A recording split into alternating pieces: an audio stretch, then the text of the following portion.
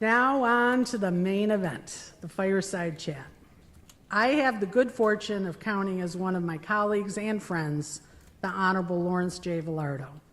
Before joining our court, Judge Vilardo practiced for almost 30 years as the founding partner of Connors and Vilardo.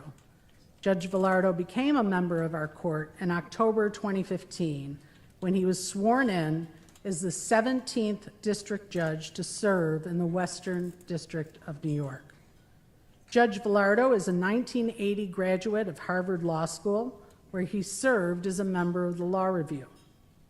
And thankfully, he made some friends while at Harvard Law School, including a fellow Buffalonian who would go on to serve as Chief Justice of the United States.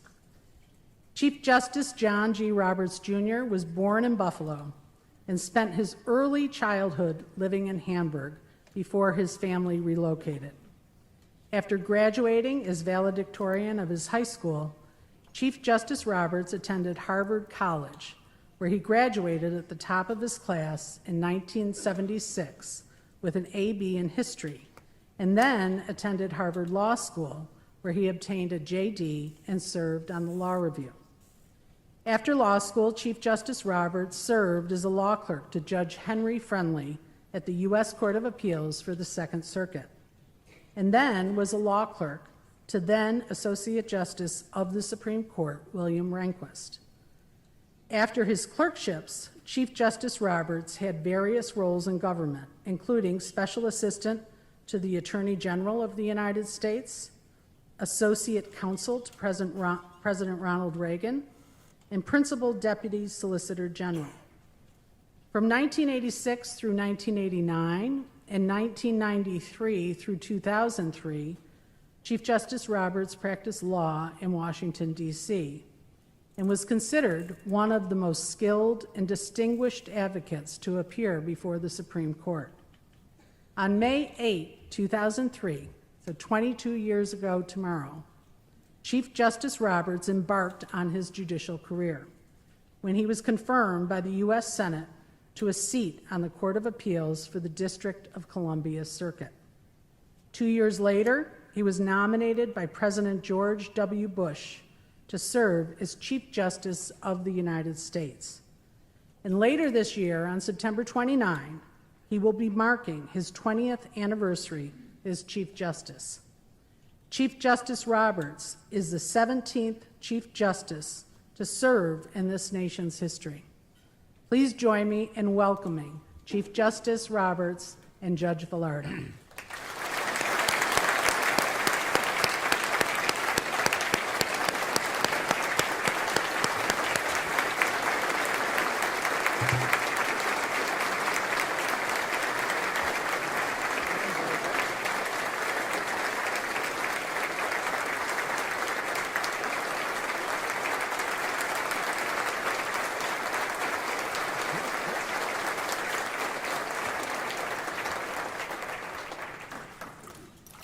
You see, I told you they like me. Well, it's really is an honor to be here with you and to rekindle our old friendship that started, 47 years ago? Wow, yeah. Long time. You haven't aged a bit. No, you haven't. You haven't changed a bit. So folks from Buffalo are very proud to say that you're a native son here. You spent the first 10 years of your life in Hamburg. Right? What do you remember about growing up in Buffalo? It was cold. No, the memories were refreshed earlier this morning. I went back and visited my boyhood home, which was a lot smaller than I remember. It was near the fairgrounds, for those of you around here, and we would, I remember hearing the call to the post, you know, the dun dun dun dun dun dun dun, when they were, because they did racing there on the weekends, and we would set up lawn chairs in the driveway because they had concerts too, and got the concert without having to pay for it. So, Where'd you go to school? St. Bernadette's. Yeah, and that's where my wedding was. Oh, Yeah, yeah. So we have that in common. it closed last week. Yeah, that's what I heard. That's what I heard. So when we were in law school, and particularly on the Law Review, People saw you as very bright, a good writer, ambitious, and going places. Did you let yourself dream about being on the Supreme Court then? No, no. I didn't dream about being a judge. I didn't dream about being a lawyer before then. I was going to go to graduate school to study in history. True story, I was taking a cab back from Logan Airport to the campus, and the cab driver asked me what I did, and I told him I was a history major at Harvard. He said, I was a history major at Harvard. And so I said, where's that law school application file? When I got to law school, I found out that I liked it, but I certainly didn't want to be a judge. And then, ended up clerking and working in the government and in a law firm for a while. And, it just sort of happened that you end up in a position where someone decides to nominate you to be a judge. And by that time, I had been practicing long enough that I thought it would be a good change, and that worked out. And then, the Supreme Court fortuitously came along after that. Yeah. So your career started as, and was by and large, as an appellate lawyer. How did that happen? Well, I came off of the government work that I had been doing. I had spent a total of 7 years between the clerkships and a stint in the Justice Department and some time at the White House counsel's office. So when I left that, I'd been out 7 or 8 years and hadn't really practiced normal law. And I didn't want to start, a seminar, whatever, for first-year students to learn how to take a deposition. So I went around at law firms, and they'd say, what do you want to do? I said, well, the one thing I thought I could do, I said, I want to do appellate work. And they said, well, okay, if the case you're handling goes on appeal, you can do appellate work. And I said, no, I only want to do appellate work. And nobody was buying that until I ran into a fellow named Barrett Prettyman, who that's what he did. It was at the firm of Hogan and Hartson. And he was an amazing man. And I decided I would like to work with him, and that was fine with him. He had been an extraordinary life. The courthouse in D.C. is named after his father, who was a very prominent judge.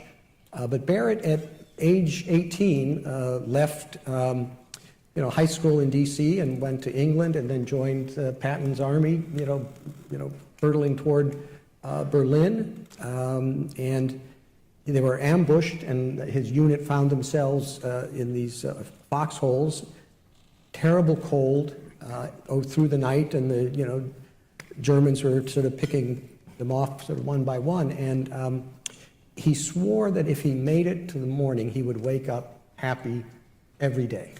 And he made it through. He had frostbite. They took him back to back to Belgium. The rest of his unit went in, and they were going right into the Battle of the Bulge, and they were all killed.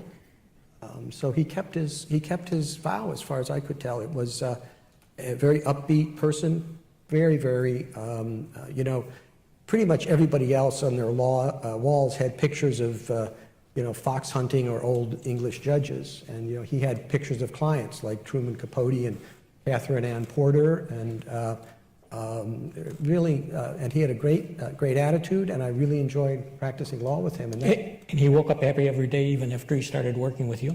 Yeah. I never heard that. Yeah. So I said you were a hard worker on the Law Review, and you really were, but you had some time for fun as well. And I told Tom Metzloff, who's a law professor at Duke, that I would ask you to tell these folks about pencil ball. Yeah, Tom and I spent more time playing pencil ball at the Law Review than working on the Law Review stuff. It was a very complicated thing. You get a little piece of paper and put some tape around it, and then with pencils, somebody would pitch the ball, and you try to hit it with a pencil. And you have this elaborate scoring system too, right? A triple, if you got in the wastebasket, it was a triple. Right. If it ended up sticking to the ceiling, it was a homer, I forget. Well, it was very complicated. They never let me play. The rules evolved as each game went on. I was an underclassman, so they never let me play. But, but they played the pencil ball game. So you interviewed for clerkships yourself, and you now interview candidates for clerkships. Any pointers you have for folks when they interview? Well, one year when I was interviewing people, I was looking with law clerks, and probably you do as well, you want people with some degree of self-reliance and confidence. So I thought, laid out a dozen half glazed and half powdered donuts out in the waiting area. And I figured, one, it would be a good sign if whoever it was liked donuts. And also if they had enough self-assurance to have one, even though their hands would have glazing or powder on them when they came in. End of the day, a dozen donuts still there. So everybody failed that. Now, I had some bad experiences of my own. It was back when some justices were still hiring people right out of law school, and Justice White was one of them. And I was scheduled for an interview with him. And I went down to Washington, and they had just opened the new metro system, just opened. And you put your money in and you get a fare card and all that.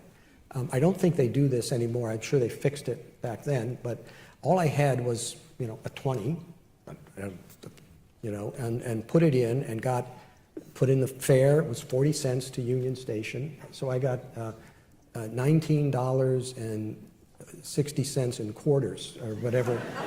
It was like in Las Vegas, the quarters just kept punching out.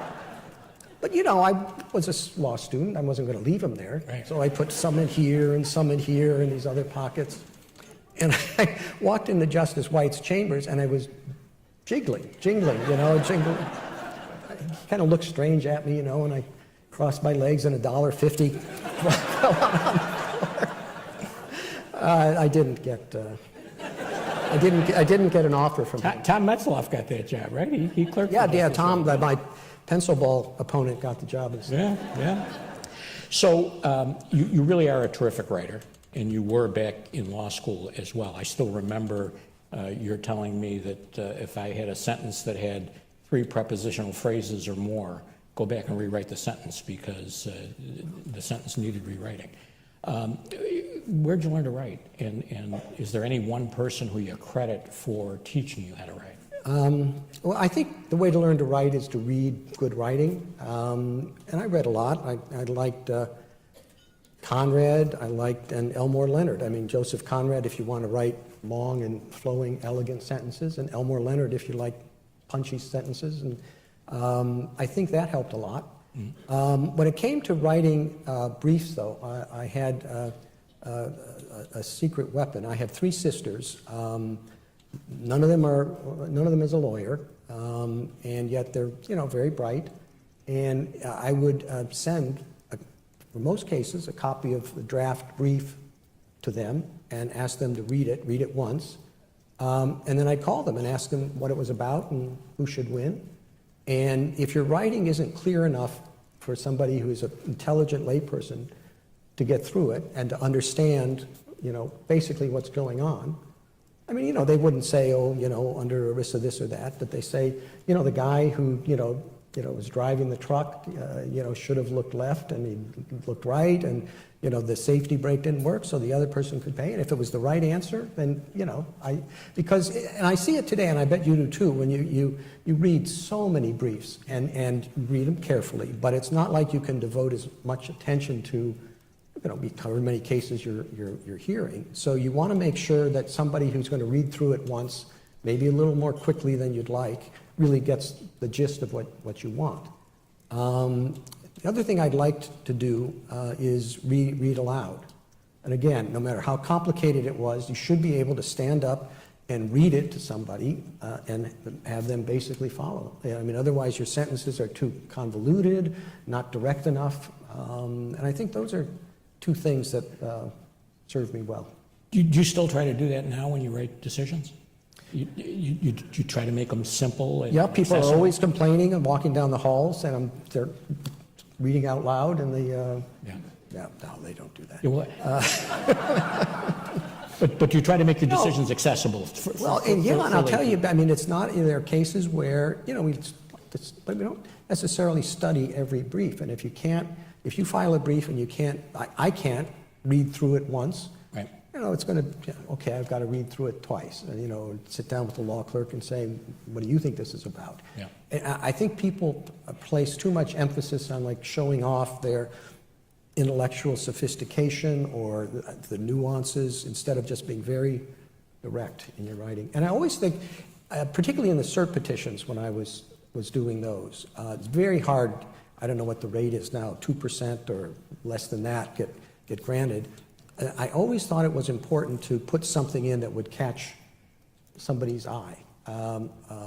Even, I had a case once involving, it was mining in Alaska, and it involved something called the Red Dog Mine. It was out in the middle of Alaska. And so I figured maybe it would help. So I put in the first page and a half is about why it was called the Red Dog Mine.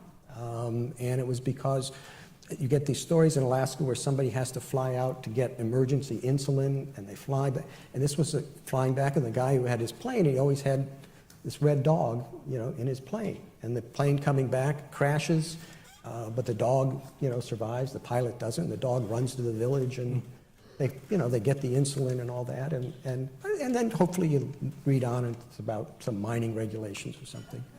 And but hear me out. When I got on the court, the first thing Justice O'Connor said to me when we were sitting down for lunch, and I said, "I love that story about the dog." Yeah. But I mean, they denied cert, but that that happens. But they read it. But she knew. I bet she finished reading it too.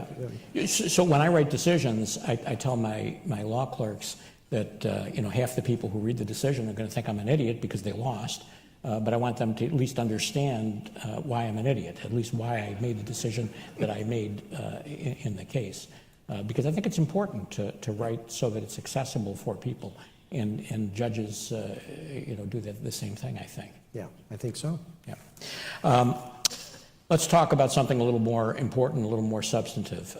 I think most judges would agree that judicial independence is crucial. Do you agree? What do you think? Oh, yeah. I mean, it's central.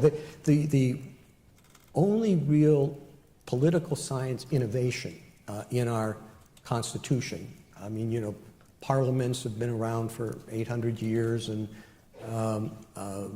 obviously executives, is the establishment of an independent judiciary. Even places you think are similar to ours, like England, the judiciary in England was part of Parliament. I mean, they sat in the House of Lords, and because Parliament was supreme.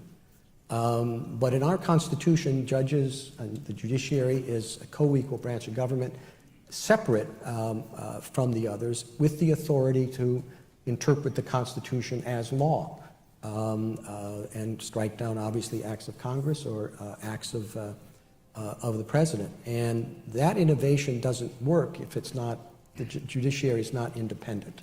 Its job is to obviously decide cases, but in the course of that, check the excesses of Congress or of the executive, and that does require a degree of independence.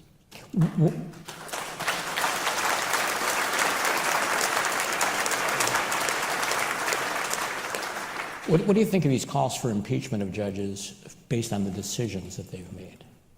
Well, I've already spoken to that, and Yeah. Impeachment is not how you register disagreement with decisions. That's what you're for, right? That's what you're there for. That's what we're there for. Yeah. So lots of decisions that you make interpreting the Constitution have real life practical consequences. So just as for example, the Second Amendment decisions result in more people having guns. And the Obamacare decision resulted in more people having health insurance. Obergefell resulted in more same-sex marriages. Do you think about those practical consequences when you're interpreting the Constitution? And should justices think about those practical consequences when they're interpreting the words of the Constitution? Mainly no to both of those questions. Because if you do that, with one exception I'll talk about later, but if you do that, you're kind of putting yourself in the place of the legislator. You can say, For example, a consequence of the Second Amendment decisions are, well, more people have guns, and so there's more, accidental shootings, more shootings. Or you can say the consequence is that more people are armed, and therefore they're in a better position if there's foreign invasion, as there was with the British shortly after the adoption of the Second Amendment, so that's a good thing. Now, if you decide one of those or the other based on your view of what you think is best, you would be substituting your own view for that of the people who wrote the Constitution. So, no, I don't think that's not a big part of at least how I do my job, sort of what a purposivist approach is what people would call that, because I think you're making yourself the arbiter of what people were trying to accomplish in that law, when you really need to be doing is sitting down and reading it, in its appropriate context and trying to figure out what they meant. Yeah. Now, at one extreme, if an interpretation you adopt leads to some absurd result that nobody could plausibly have intended, then the consequences make a difference. But I think it's more important to figure out what the people who wrote the law had in mind and what they meant by the words they used, rather than think, what is this type of legislation for? Yeah. Because then the interpretation flip-flops. Yeah. So the courthouse here in Buffalo is named for Robert Jackson, and you clerked for Justice Rehnquist. Right. Justice Rehnquist clerked for Justice Jackson, so you're sort of his grandson. Sort of. In a way. Yeah.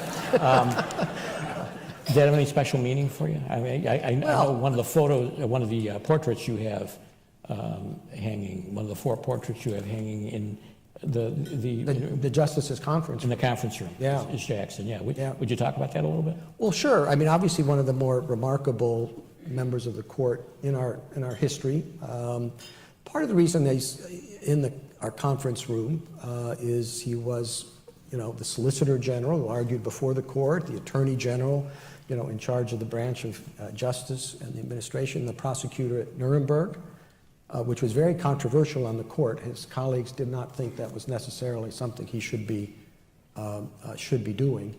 And obviously one of the great justices. I mean, his eloquence is really extraordinary. His eloquence at Nuremberg was extraordinary. So, I think it's a great grandfather to have. Now, the other portraits, John Marshall Harlan is there, and I just think somebody whose parents name him John Marshall, who then lives up to it and ends up on the Supreme Court, deserves Incredible. a painting. And seriously, all his pronouncements in a number of areas of the law, I think, are really remarkable. He was a dissenter in Plessy, wasn't he? Alone.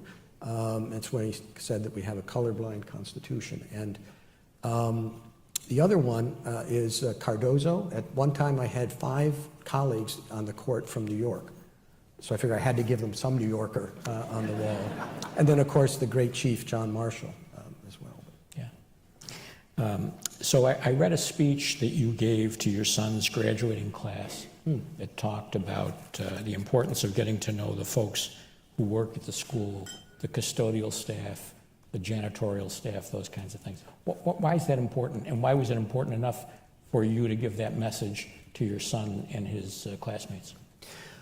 Well, it was 8th grade, and it's a time when they need to learn a lot of things. I mean, it's important, just it's basic courtesy, but also it's important to appreciate that no matter high and mighty you might think you are, or others might, that there are other people that are doing things that are just as vital to the functioning of our world and as anybody else. And all the people who work at the Supreme Court are part of the process that ends up in our articulation of what the law is. And whether it's the Chief Justice or somebody in the print shop or one of the law clerks or anybody else. And I think if you lose sight of that, that's a real shame.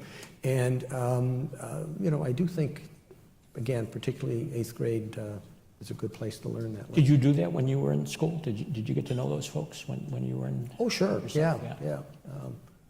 But in 8th grade, I mean, those people were the boss. They Yeah, they that's were- exactly right. Yeah. That's exactly right. Sometimes I'll have folks who cleaning the office will come in and apologize to me for coming in and cleaning the office. And I said, if you folks don't do this, I can't do my job. So, it's as you say, it's all. Yeah, I all part of the apologize for same making thing. such a mess, which I usually do. So you talked about a few minutes ago reading petitions for certiorari and briefs. What's the sort of criteria that you use for deciding whether you want to take a case? What jump other than writing about red dogs? What jumps out at you? Well, and it's pretty clear that it doesn't really matter how right or wrong it is. I mean, the one thing you could say in a cert petition that's not a good idea is how horribly wrong this is, because the first message that comes across to us is that, well, if it's that wrong, we don't have to worry about it. Nobody's going to follow it. A mistake's been made, but one thing that's certain, it's not our job. We're not a court of error in the sense that we correct mistakes. So what we're looking for are conflicting decisions on the same law that have to be fixed. I mean, if one person reads this law and says you can't do this, and the other person says, no, it means you can't do this, it should mean the same thing across the country, and so that's more the type of case we would take to resolve that disagreement. So people who want to get their cases heard need to have somebody who's good at explaining why we need a greater degree of uniformity. You can't say in New York some particular expense is tax deductible, but in California it's not. So a lot of the cases we get are actually not that glamorous. They're not that interesting because there are a lot of areas of federal law like patent law and copyright law, tax law, all sorts of things. And when those disagreements come up, we're the only ones who can fix it. So a lot of our docket is pretty mundane. Is there something to, though, putting something in the cert petition that'll catch the judge's eye, like the red dog story? I mean, do you find yourself, when you read something like that has something that catches your eye, drawn to it a little more? Oh, sure, yeah. I mean, we take whatever it is. I don't know what the number is, 1.5% of all the cert petitions. You've got to do something to stand out of the crowd, unless you have a really good case. That may be enough to get our attention, but other than that, it makes sense. You have to be a good writer. If you're there, I mean, obviously our law clerks read somewhere all the petitions and they write summaries, but we read from those summaries ones that we think might be likely candidates, and it's very hard to pick out the right ones. Some of your colleagues have written autobiographies. Have you started yours yet? No. Are you gonna? No. You won't. Why? Why not? I think my life is very interesting to me. I'm not sure it's terribly interesting to anyone else. And now that's not true of some of my colleagues. Justice Thomas's autobiography is absolutely gripping. If you haven't read it and are at all interested in the court, you should. It's such an extraordinary story. I really couldn't put it down. But I don't think I have that in me. Let's talk about your role in terms of you as a public figure. Obviously, you're very recognizable. People know who you are. You have to be on all the time, like now. How do you separate that from your private life? How do you keep some privacy in your life and have this kind of bigger than life role as Chief Justice of the United States? Well, recognizable. My wife and I were on vacation in Portugal last year, and another American sort of came up to us, and he's looking at me and says, "I know you. I know who you are. You're John Boehner." And so, they were sitting next. I had to spend the whole evening pretending to be John Boehner. And so, when you say readily recognizable, really not, to be honest with you. It's getting worse, though, in general, just because you know, the work of the court is getting a higher degree of publicity, so it is a problem. I will say 99% of the interactions I've had with people, they come up and say hello, which is fine, and so that's good. But we're not as recognizable as you might think. Among a crowd of judges and lawyers, yeah, but in the public at large, not much of a problem. So some of your colleagues have retired. You ever think about that? I mean, you're too young now, but someday, would you? No. No. Because you love what you do too much? You know, I'm going out feet first. It's just... I am too. Yeah, good, well... No, I say that now. I mean, I'm sure if your health declines and all, and if you recognize that you're a burden to the court rather than part of an assist to everybody, then, you know, it'll be time to go. I have very good friends that were for a long time, many years, and I've sat down with them and you know, said I want, you know, at the appropriate time, because you don't always notice that you're slipping. I want the, you know, two of you to tell me if it's time to go. It's a long pause, and at once the two of them said, "It's time to go." So I said, "All right, never mind. I'll find out." I have that But deal it's with Chief surprising. Judge Wolford. It is kind of She's surprising. going to tell me. She hasn't said anything yet. Maybe after this she will. It is surprising how rare it has been on the court for that to become an issue. Really just a handful of times. I think it's because it's a collegial, both in a technical sense and in a popular sense, group of people that you develop relationships where if the people do come, there have been times when somebody has stayed a little longer than they should, then the other colleagues come, and it's always really worked out. So I don't think that's going to be a problem. So, but it is, yeah, I mean, I still feel pretty healthy. Yeah. Do you love what you do? I mean, do you really look I do. forward It's to exciting to get up, you know, every morning and go into work. Doesn't seem like work when it's like that, right? Yeah, some days. Some days it does. But it's nice that we have a break in the summer.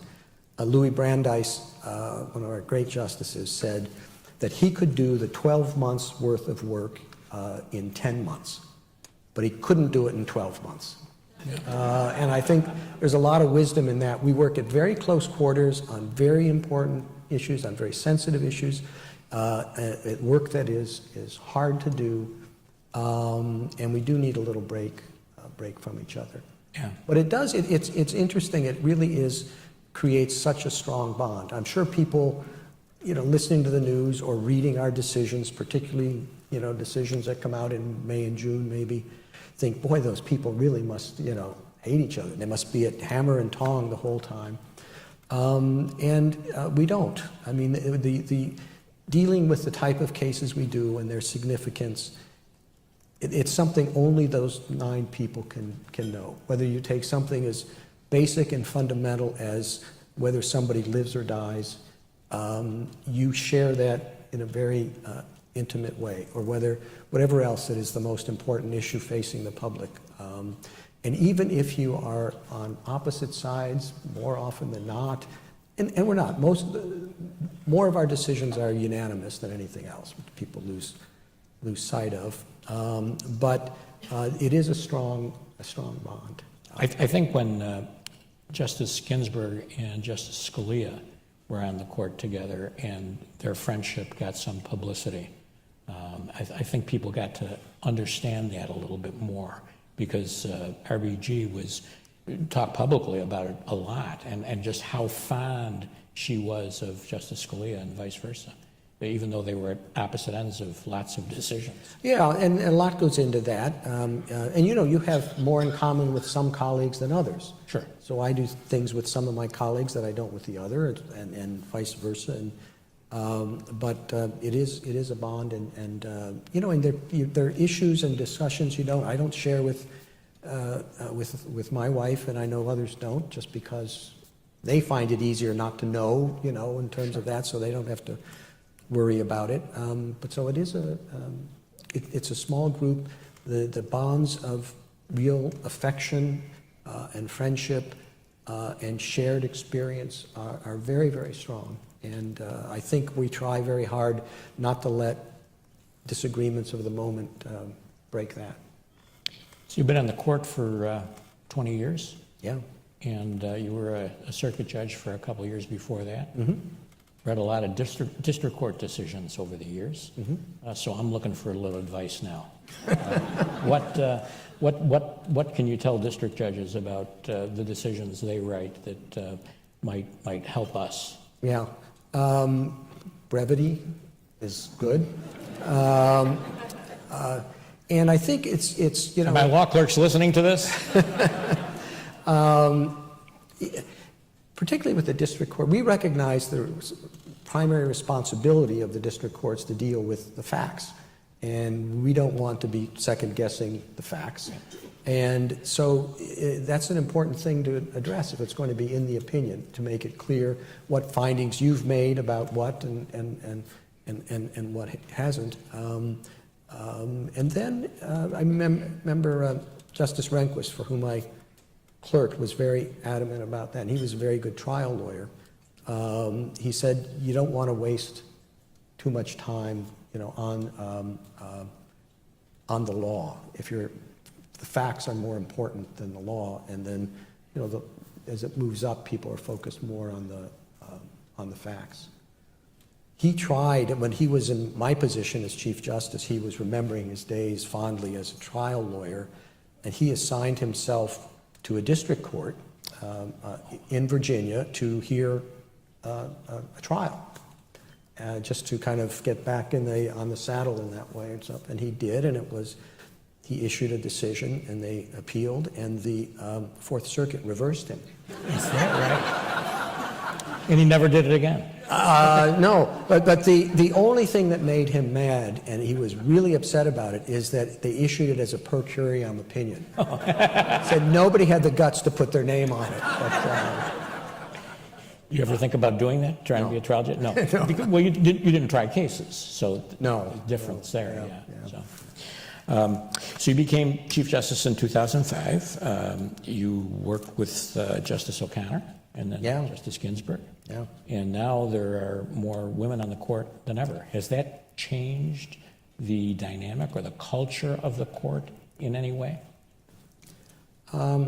No, to be my honest answer, I don't think it has. I'm sure when Justice O'Connor came on as the first woman, Right. it had all sorts of consequences and changes. And but you know, now, to be honest, I don't think, in terms of the dynamic at conference or the discussions and all that, I just don't think it makes a difference. I wouldn't say that our conferences or our discussions are different because. I would say it's different because those particular individuals are there, and they all come and bring different perspectives and all, but I don't think I would say it's different than because they're women. Mm-hmm.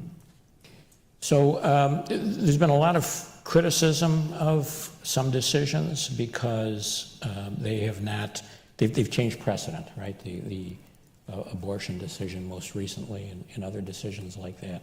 But that happens all the time, right? I mean, there's lots of times when courts have precedent that they think needs to be changed for whatever reason. What kind of criteria do you apply to that yourself? Well, first of all, there's a lot of misconception on that subject. See if I make sure I get these numbers right. A recent study, the Warren Court overruled, I think, 3.2 decisions on average, a year. Mm-hmm. The Berger Court actually had a little bit more. I think they did 3.6% a year. The Rehnquist Court moved down a little bit, only 2.4 cases, not percent, cases a year. And in the past 20 years, the number's been 1.6. So people have a different, a somewhat wrong view of how many cases are being overturned. Now, we take fewer cases now than they did before, but the number of important ones that would be subject to overruling are the same. So A lot of people talk as if we're overruling a lot more. It's the lowest it's been since the 50s. And sort of, in some cases should be. I mean, aren't you glad that, you know, Brown versus Board of Education overruled Plessy, or that Katz overruled Olmsted? So the idea that it's invariably a bad thing to overrule precedent is I think, quite mistaken. At the same time, you can't do it willy-nilly. Just because, you know, you look at a case and you think, gosh, I would have had that principle come out the other way, that doesn't mean you overturn it. Stare decisis is an important part of our work. The law is supposed to be predictable, so you need a special justification before you want to overrule a case, other than that you just happen to think it's wrong. We were talking about the Barnett case a little while ago, and that was a case that overruled a decision Justice Frankfurter made just a few years before. Gobitis or Gobitis, whatever. Yeah. And so, yeah, it's been around for a long time.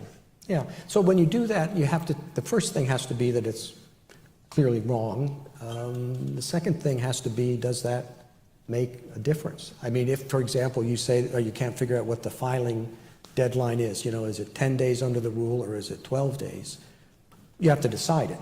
But you shouldn't come back and say, oh, it should have been 12 days, not 10 days, so we're going to overrule that. I mean, that's something that most cases, many cases, it's more important that they be decided than that it be decided right. Mm-hmm. Whether it's 10 or 12 days is a case like that. So it has to be a case where it really makes an important ongoing difference and be significant enough to the legal system that it's justified to overturn the approach. But it's not something you want to do very often. Can you talk a little bit about your experience clerking for Judge Friendly and Justice Rehnquist? Yeah, 2 wonderful years in my life, and 2 totally different experiences. And I have to say, at a very personal level, the chance to clerk with Judge Friendly was very important. I graduated from law school in 1979, and this may be just the way I looked at it, but maybe it was because I, you know, being a kind of lawyer was a second choice for me in general. But the law was a very cynical enterprise back then, I think. And you know, in some ways it's good and others bad. It was very instrumental. People were using law as kind of a vehicle to achieve a particular objective. There's nothing wrong with that at all. That's a lot of people, you know, do that, but also in a cynical way. And law was not regarded as something of sort of moral value, for want of another word. And so I felt, frankly, that maybe this had not been a good choice. This wasn't something that was uplifting. If you had a particular agenda you wanted to pursue, good, it could help you do that. But then I went and, you know, was at the elbow of this extraordinarily great man, one of the most remarkable judges, and he saw it differently. He really looked at it as a valuable gift that we had inherited for ordering society in a reasonable way. And he was somebody who was totally apolitical. The most brilliant judge of his generation. Richard Nixon didn't appoint him to the Supreme Court because he thought he would be soft on crime. And he would have been, from Nixon's perspective. He would have applied the law as it should be, and it meant some criminals were going to go free and others weren't. And he was able to sort of construct, certainly in his opinions, which lawyers here know were remarkable, realized that this was a system that had internal coherence and that was really a gift, and it needed people who are willing to view it in those terms rather than this is how I'm going to use it to get to a particular result. So that was where kind of I left my cynicism about the work that we as lawyers and judges do, and appreciated that it had a greater worth. And just in terms of writing, he was a remarkable, gifted writer. He would come off of the bench after argument and sit down with a legal pad, 2 of them, one for text, one for footnotes or notes, and just start writing, and finish it in 1 day or 2 days. And the secretary would type it up and give it to one of his law clerks, and we'd look at it and say, well, what does he want us to do? And he would have some ideas and look at it. So that was a really remarkable year. And then with Rehnquist, Rehnquist was the generation between. Judge Friendly was kind of like almost like 2 generations. He was older, and I was just out of law school, and Rehnquist was kind of right in the middle. A different approach. His writing is crystal clear, very direct, and had the same sort of appreciation and, I don't mean to overuse these sorts of words, but reverence for what the law does, but was very, direct and analytic, and you sort of knew exactly how it was structured and where it was going. So it was a nice experience for me to have 2 very different people, and they really admired each other. In fact, I got the clerkship with Rehnquist because he and Friendly were at a conference together, and I think, Justice Rehnquist asked Judge Friendly if he had any good law clerks, and he mentioned one, and I guess somebody else hired that one, and then he mentioned and anyway, I don't mean to be long-winded about it, but you do kind of look back at that and see these sort of formative influences in your life, and are grateful for them. Does the way you deal with your clerks, by and large, mirror the way they dealt with you? No, I wouldn't say that. When you're in the middle of it, it's kind of hard to be self-conscious and appreciate. I mean, the one thing I do know is that the 4 clerks really do form quite a common bond. And Rehnquist used to talk to us about how that was, and he said it's because the clerks are united by a common enemy. I really, it's kind of hard when you're in the middle of it to see how, they might view the experience. How do you work with your clerks? How do you? It really varies from case to case, Sometimes if the facts are a little complicated, I'll want them to take a look at the record more than they might otherwise.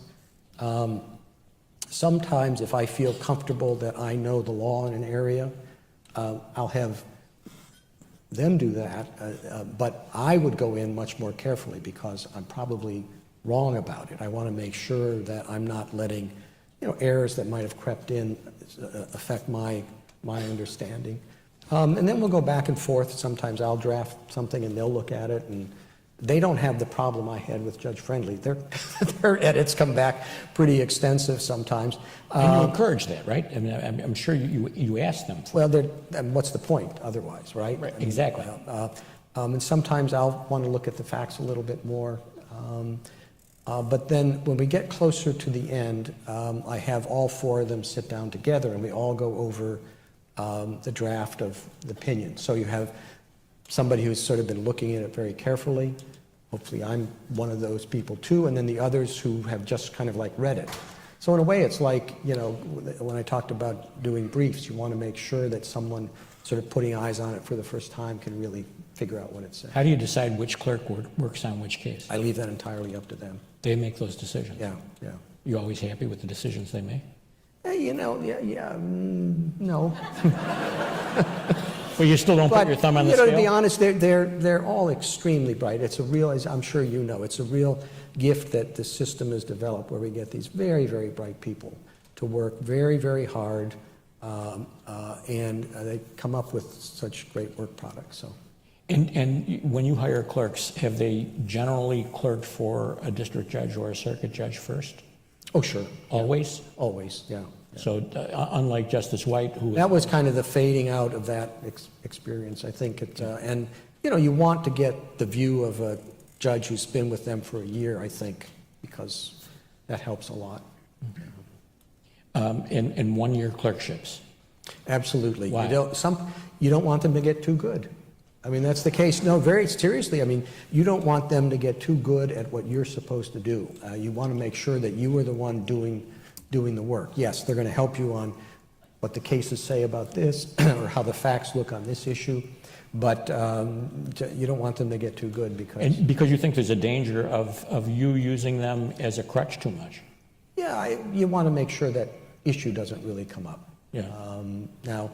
And also it's a real valuable thing for me, and I know other justices, to have these sorts of, to be a little more attuned to what's going on in the law schools, and, you know, having a fresh batch every year, you learn more about, you know, what the teachers are teaching and what the students are interested in, and then they go out. So I have now people that clerked for me 20 years ago. They're in the, you know, the midst of their professional career, leaders in the bar, or leaders in academia, or leaders in business, and they're real sort of listening boards. We have a reunion every year. It's coming up in a couple of weeks. Hopefully we'll have a good turnout. We usually do, and you learn from them all that's going on.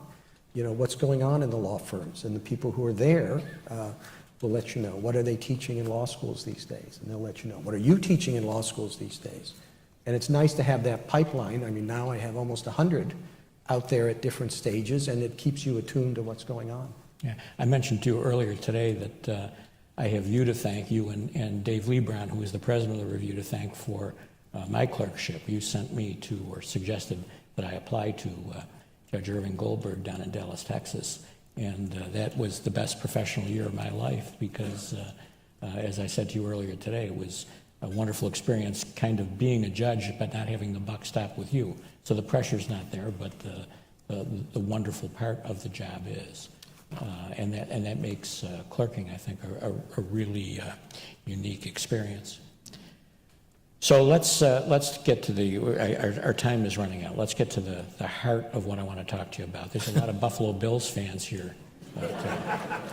Yeah, listen. And when the playoffs come around, there's a lot of calls that go against us.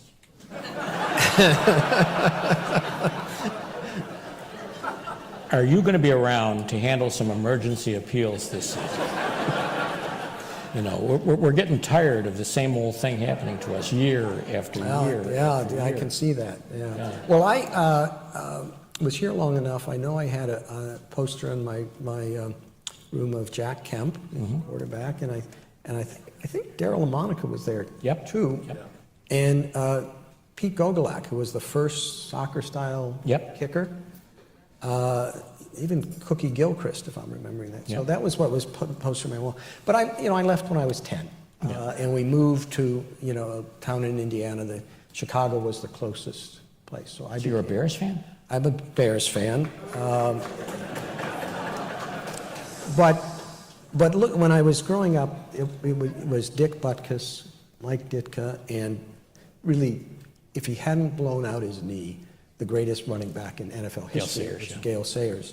And we were near. They had different connections with. They would come and talk at the grade school even, and because we were in Indiana, but on the lake, and people liked to go there. And it was just. Yeah, I say Gale Sayers, I think, was the most beautiful runner I've ever seen. He just was so graceful and so much fun to watch. And it was a shame that he blew out his knee. Yeah, I have a signed helmet of his. Not of his. It's a Bears helmet that he signed in my chambers. Very cool. Yeah.